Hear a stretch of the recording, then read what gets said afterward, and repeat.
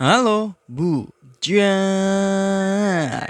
Terima kasih sudah mengklik video ini. Dan selamat datang lagi di channel Uzumaki Film. Channelnya Zomblo Friendly banget. Uhuy.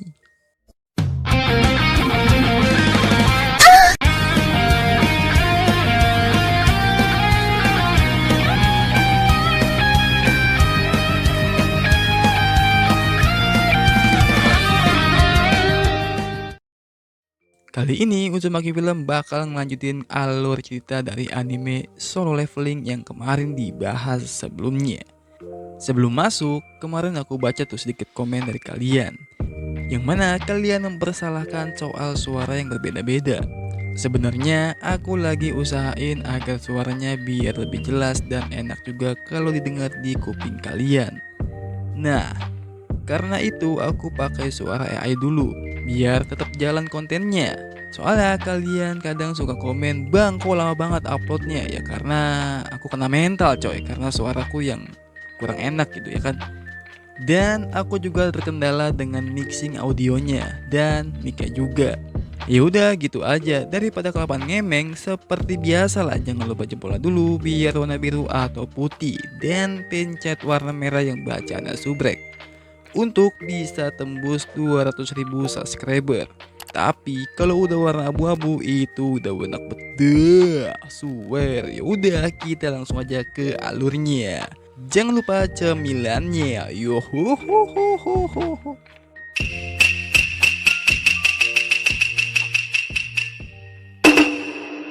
Di keesokan harinya kemudian, Jinu pun bertemu dengan Jino dan menyetujui tawaran milik Jino untuk ngeraih Dungeon sampai 19 kali, namun dengan satu syarat, hanya mereka berdua yang akan masuk ke dalam Dungeon.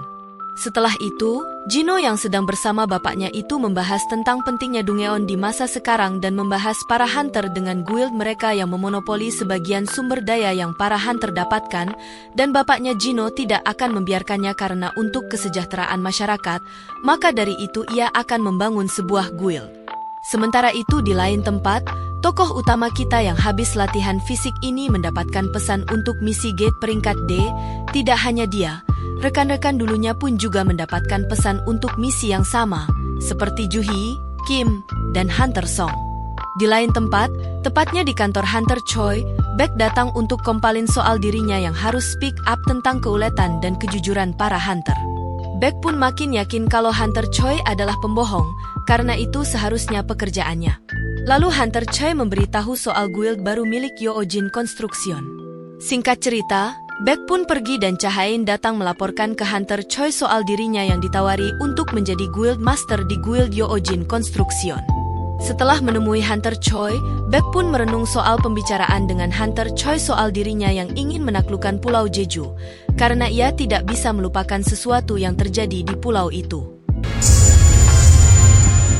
Lalu skene menunjukkan ada seorang NPC yang meminta seseorang untuk membunuh targetnya. Hari pun berganti, Jinu pun pergi menuju gate yang diperintahkannya. Di dalam perjalanannya, Song bertemu dengan Jinu pun terkagum dengan perubahan drastis dirinya, namun yang lain hanya terlihat canggung saat bertemu dengan Jinu karena insiden saat itu. Kemudian, datanglah Taesik dengan 3 tahanannya untuk bergabung dengan kelompok Jinu yang dipimpin oleh Hunter Song. Singkat cerita, mereka pun masuk ke gate tersebut dan mengalahkan goblin-goblin kroco di sana. Lalu mereka pun dihadapkan dengan 3 lorong yang membuat mereka harus berpencar. Jinu bersama Juhi dan Hunter Song, Kim dengan 1 kawannya, dan Taesik bersama 3 tahanannya. Jinu dengan instingnya menuju lorong yang dirasa ada bos dari gate tersebut dan yang lain memilih lorong sisanya. Saat di dalam lorong tim Jinu dan Kim terlihat baik-baik saja. Namun di lorong yang dimasuki Taesik, 3 tahanan itu berkata mereka belum puas jika membunuh goblin saja, karena sama aja kayak membunuh manusia. Sombong amat nih orang anjing bangsat belum aja ditakol titik. Taesik yang melihat itu, flashback dengan seorang NPC yang memintanya untuk membunuh 3 orang yang melecehkan anaknya dan berujung bundir. Teringat dengan itu, Taesik pun akan membunuh mereka bertiga. Namun di saat Taesik mengeksekusi 3 tahanan itu, Kim dan kawannya pun menuju ujung lorong yang nyambung dengan lorong Taesik.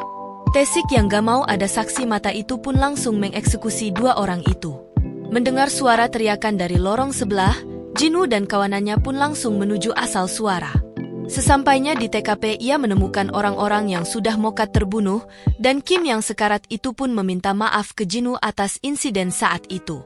Kemudian Tae-sik yang bersembunyi itu pun langsung mencoba menyerang Ju-hee, namun serangannya digagalkan oleh Jinu.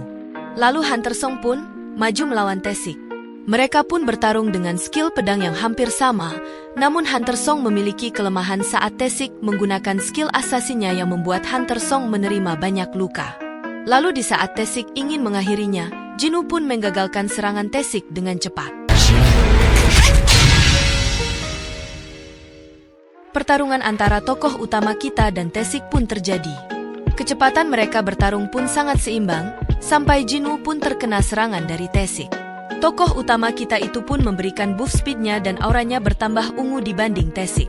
Dengan sangat cepat, Jinu pun langsung melukai Tae-sik dengan pedangnya yang membuat racun mulai tersebar di dirinya.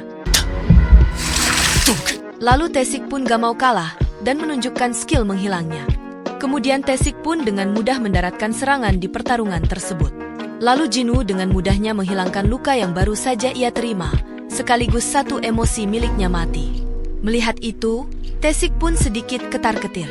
Tae-sik pun langsung mencoba menyerangnya berkali-kali, namun dengan mudah Jinu menangkisnya. Sampai Jinu pun menggunakan domain ekspansionnya yang membuat pergerakan Tae-sik terhenti dan Jinu dengan mudah langsung menusuk dada Tae-sik. Tae-sik pun mati perlahan karena racun dari pedang Jinu. Sehabis mengurus Tae-sik, Jinu menutup Dungeon tersebut sendiri dan Hunter Song dengan Ju-hee menunggu di luar. Setelah membereskan masalah Dungeon, Jinchul pun mendatangi mereka dan menginterview tentang kematian Tae-sik. Lalu Hunter Song pun inisiatif mengakuinya kalau ia yang membunuhnya, meski Jinchul sedikit mencurigai Jinu. Di malam harinya, Jinu dan Ju-hee pun jalan bareng membicarakan soal perubahan drastis diri Jinu, sedangkan Ju-hee sangat insecure dengan tidak ada perubahan di dalam dirinya. Sebelum ia balik, Ju-hee memberikan satu item miliknya sebagai kenang-kenangan karena ia akan keluar dari pekerjaan hunter dan akan balik ke kampungnya. Lalu Jinu teringat dengan perkataan Jinchul soal Dongsu hunter kelas S yang mungkin akan mengincarnya atas kematian Dongsu. Ia pun makin yakin untuk bertambah semakin kuat, karena jika tidak, ia tidak akan selamat. Dan di kemudian harinya, Jinu dan Jino pun mulai ngeraid gate dengan 6 orang rekrutan Jino yang akan menunggu di luar, dan di salah satu tim itu ada seorang cewek bernama Songi yang memerhatikan Jinu. Sebelum memasuki gate itu, Jinu mengaktifkan skill menghilangnya yang baru ia dapatkan. Dan singkat cerita, 1 jam pun berlalu, di saat yang lain membicarakan kapan kelarnya 2 orang itu, Jino pun keluar gate bersama Jinu yang sekaligus menutup portalnya. Kawanan yang lain pun terheran dengan durasi yang sangat cepat buat kelarin 1 gate, dan mereka pun pergi menuju portal lainnya. Sementara di lain tempat, tepatnya di kantor Guild Macan Putih, seorang manajer bernama An mendapat laporan dari bawahannya tentang seseorang yang membeli hak gate peringkat C, lalu ia pun menyadari pemilik hak itu adalah Jino dari Yoojin Construction, dan ia pun menyadari ada nama Jinu, yang membuatnya langsung teringat dengan kejadian-kejadian yang dialaminya dan membuat An mencurigainya. Langsung ia pun mencoba mendatangi kumpulan tim Jino, dan ia pun terkejut saat melihat timnya yang santuy abis. Tebakan dari An pun tidak meleset soal Jinu yang deril ngekari timnya itu. Lalu mereka pun pamit dari tempat itu sekaligus menguping pembicaraan Jinu dan Jino yang baru keluar dari gate itu. Di malam harinya, saat Jinu di jalan pulang, ia ditemui oleh An dan bawahannya yang mengajaknya berbicara sebentar. Lalu An pun to the point untuk mengajak Jinu join ke Guild Macan Putih, dan Jinu pun menunjukkan tawaran dari Yoojin Konstruksi yang jauh lebih besar dibanding An tawarkan. Lalu ia pun menggunakan skill menghilangnya tanpa sepengetahuan An. Jinu langsung menginterogasi An yang bisa tahu soal dirinya. Dan An pun berbicara jujur kalau ia mengetahui Jinu dari nama yang tercantum saat An menyelidiki seseorang yang memonopoli gate. Lalu Jinu pun memperingatkannya kalau ia tidak ingin diketahui orang lain dan jika rumor-rumornya tersebar tentang dirinya, maka An lah yang akan dicurigainya. Lalu Jinu pun menampakkan dirinya dan mengajaknya bertransaksi sisa 3 gate miliknya dan An pun mengiyakannya meski harganya jomplang. Hari pun berganti, Jinu pun prepare pergi ke suatu tempat dan An mendapatkan laporan soal harga gate yang kemarin ia beli harganya terlalu tinggi. Ia pun merasa ditipu, namun di sisi lain ia menganggapnya impas untuk kali ini. Singkat cerita, Jinu pun sampai di tempat tujuan yang jauh dari pemukiman. Di sana, ia pun menerima misi yang agak berbeda, yaitu pekerjaan penganti quest. Dan ia pun menerima quest itu dan di dalam sana ia pun langsung dihadapkan oleh wujud ksatria. Pertarungan pun terjadi antara Jinwoo dan ksatria itu, namun Jinwoo agak sedikit repot karena serangannya tidak mempan ke armor tebal itu. Lalu Jinwoo memilih cara lain dengan menggunakan skill Fatal Strike-nya untuk mengalahkan ksatria tersebut. Namun ternyata itu hanya permulaan, dan datanglah kawanan ksatria lainnya. Di lain tempat, Jinwoo dengan bapaknya dan abahnya sedang membicarakan persoalan guild barunya, lalu abahnya mengetahui kelakuan Jinwoo yang memonopoli gate peringkat C. Ia tak keberatan kalau Jinwoo lakukan itu sebagai hobi dan ia berpesan kepada Jinwoo untuk tidak menghalanginya.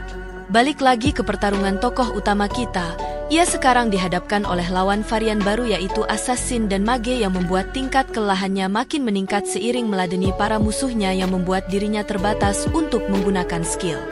Sementara itu, Hunter Choi dan kawanan Hunter kelas S lainnya terlihat sudah pada ready buat pergi ke Pulau Jeju. Balik lagi ke Jinwoo, ia pun telah berhasil menyapu bersih musuh-musuhnya dan ia mendapatkan equipment armor barunya untuk maju ke stage berikutnya. Di saat ia masuk ke ruangan lainnya, Jinwoo langsung dihadapkan oleh ksatria bernama Igris. Dan jelas, pertarungan pun terjadi. Namun kekuatan Igris jauh di atas dibanding MC kita ini. Jinwoo hanya bisa menahan serangan-serangan dari Igris. Dan sekalinya Jinwoo mencoba melawan, keadaan langsung berbalik yang membuat dirinya sangat teramat kewalahan. Tapi, di saat Igris ingin menyelesaikan Jinwoo,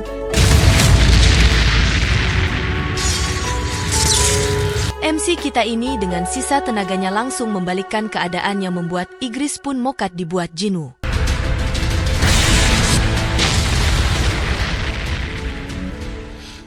Namun MC kita ini gak dikasih istirahat oleh sistemnya, ia pun diberi rintangan berikutnya dengan durasi pertarungan yang lama. Portal muncul di mana-mana, dan musuh terus berdatangan. Awal-awal, Jinwoo pede banget buat meladeni mereka, sampai skill menghilangnya bisa digagalkan yang membuatnya kerepotan. Jinwoo yang terus coba melawan itu pun akhirnya kelelahan yang membuat bayangan-bayangan orang terdekat dan versi dirinya yang dulu muncul di sekitarnya. Mereka menyuruh Jinwoo untuk berhenti berjuang dan merosting tentang dirinya. Jinwoo yang terkena serangan terus-terusan itu dan lawannya ingin mengakhirinya, sistem memberi penalti yang membuatnya pindah ke tempat lain. Beruntung MC kita ini bisa memulihkan dirinya di tempat penalti itu. Dengan cepat, Jinwoo pun langsung menghabisi monster-monster di sana dan mendapatkan waktu luang 10 menit sebelum kembali. Ia pun mengatur equipment-nya dengan membeli senjata baru dan menggunakan batu rune Igris untuk mendapatkan skill baru. Kemudian waktu pun habis dan Jinwoo kembali ke pertarungannya itu. Langsung tuh MC kita ini dengan senjata dan skill barunya mengalahkan para musuh-musuhnya itu dengan cepat. Setelah dari pertarungan itu, Jinwoo mendapatkan sebuah role baru yang menjadikannya seorang necromancer yang dapat menyerap dan menyimpan para tentara bayangan. Pandangan Jinwoo pun langsung menuju Igris. Ia pun mencoba untuk menyerap bayangan miliknya dengan 3 kali percobaan, dan Igris bersama tentara bayangan lainnya pun bersedia melayani Jinwoo.